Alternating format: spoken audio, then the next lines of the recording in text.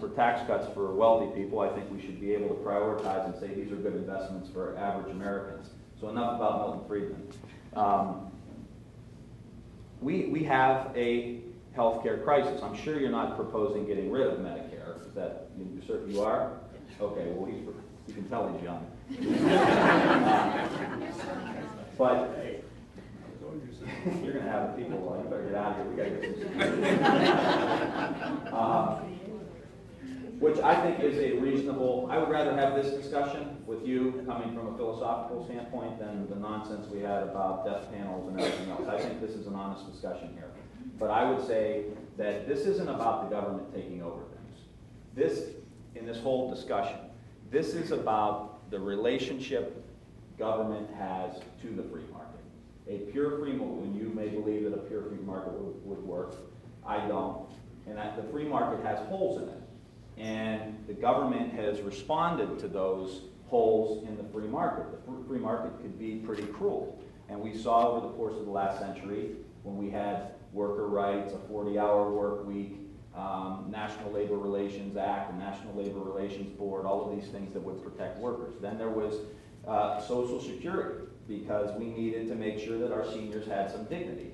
Then there was a hole in the insurance system because it's really not in anybody's profit motive to cover an older person who's getting sick.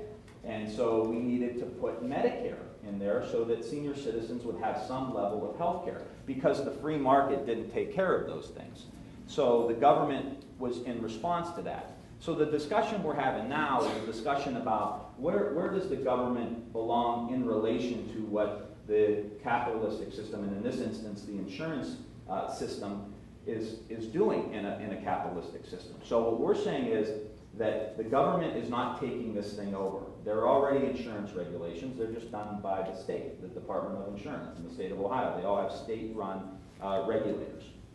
But what we're saying is that it is a values issue for us that someone who works hard and has insurance and gets sick, and then they lose their insurance or lose their job and try to go out into the free private market now to try to get health insurance, and they say, we will not cover you because you have diabetes, or we will not cover you because you had cancer. We know it's gone, but it hasn't been gone for 10 years yet. We're not going to cover you. So we're coming together as a country, and some people obviously disagree with this, but we're saying we need to come together as a country and say our values as a country is, to a certain extent, be our brother's keeper, and say that is inhumane, it's cruel, it's wrong, and insurance companies shouldn't be making money on the backs of denying people this coverage. So the government and the people, through the elections, spoke to say we want health care reform. It was a big issue during the last election. And so it's not a government takeover. It's saying, where does government need to come in to provide some consumer protections? And that's what we want to do. We want to say that you can't be denied coverage because of a pre-existing condition. We're saying that you will be limited to how much you can spend a year out of pocket for your own health care, because just in our district last year, and you're Austintown, so you live in the 17th district, 1,600 families went bankrupt last year because of health care. 1,600 of our neighbors, our friends, went bankrupt. That's wrong. I'm sorry. I'm going to say it right here on that. That's wrong. It should not happen in America. And if the government has to have some role in regulating that, then I believe that's an appropriate role for government to have. And also to help subsidize and make people afford it, and take a role in helping bend the cost curve. So we went from Milton Friedman to that. How about that?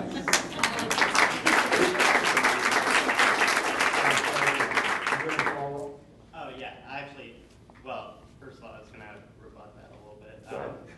Actually, when the government gets involved with the economy, there tends to be distortions, and that's why we could blame the government for the current economic crisis with Fannie Mae and Freddie Mac.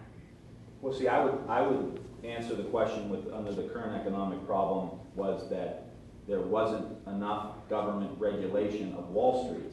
And that's what happened. We had people selling these mortgages, and we needed more regulation of Wall Street to protect the investors. And I would, so, you know, but this is, and I want to congratulate you. You're in high school? In college. In college? You have a lot of guts for standing up here, and I appreciate that. But this is an honest discussion. This was not August. This is September discussion. So I appreciate it. Thank you, John. Also, there's a shortage of doctors, or you know, that could be a cause for the increase in costs. What would you do to address this? Well, we had, in this bill too, we put a significant amount of money into education. I mean, in addition to what we've done, we put about $15 billion into Pell Grants. We have a $2,500 American Opportunity tax credit for college. So we've already invested just generally in education. But in this bill, we have a significant amount of money authorized for more docs, more nurses, more healthcare professionals. Because in essence, what we're doing, we're going to take 30 or 40 million, whatever the number may be, million people are now not going to be going in emergency rooms when they need to. They're going to need to go to, you know, family docs for prevention. So we are going to need more, and that's why in this bill we help fund a lot of that stuff. Thank you, John. Thank you, John. I'd like to call on Dr. Tom Boniface, who is an orthopedic surgeon with Neo-UCOM. Our experts here to ask questions of the congressman. Tom, thanks for being with us. My pleasure. I'm not sure I'm necessarily any more expert than other people here. We all have our issues, and they're all valid and all very important. I may have a different perspective than some based on the way what I do, but I don't want to stand here pretending to be an expert. I am standing here, though, as a physician. I am standing here as a owner of a small business. I employ with other partners approximately 60 people. I'm standing here as a father who has children, and I pay care premiums for my employees and my family. I've seen my premiums go up. What I get for those premiums goes down. And what I get as a provider to provide those services has gone down. You can't answer this question, but fundamentally, where's the money going? That's, I think, the biggest concern in all sharing that. There's been a lot of things that have been proposed, a lot of very well-reasoned arguments from both sides of the aisle. And I think both sides of the aisle need to be heard on all of these things. My question, though, of you, Congressman, is this. As a physician, when I prescribe medication or recommend a treatment, it is supposed to be evidence-based. And that means that I have to have scientific evidence. This has been done before. It's been compared to other forms of treatment. And it's going to be safe and effective. Safe, especially. The side effects are worth the risks that I prescribe. You and President Obama are trying to write a prescription for our country. At a time of need, I think we can all agree on that. We are in a time of need. The question is where to go. What evidence do you have that your prescription is both safe and effective for what you propose to do for the problems that we have? I will say this. First, we're in agreement that we have a problem.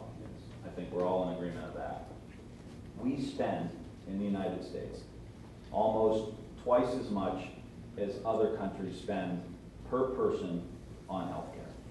And yet, major healthcare indicators, we fall below these other countries. So we're obviously not spending our money very wisely if, you know, we're not, and here's the last chart. You can see it goes from Australia, Austria, Canada, Ireland, Italy, Japan.